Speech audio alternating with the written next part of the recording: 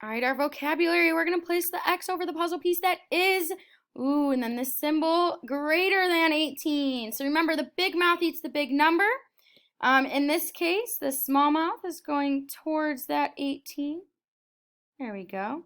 So we're going to find the one that is greater than. So we read it like we read a book. So greater than 18. Not equal to, just greater than. So let's take a look here. 17, is that greater than 18? No, that's smaller. 18, is that greater than 18? No, that is 18. 18 and 0/10. That is just 18. Remember, you can always make a whole number and do a decimal with putting the decimal and then 0 after. And then 18 and 3 cents, or 18 and 300ths, I should say. That is more. That is a little bit more. So if I have $18.03, that's more than 18.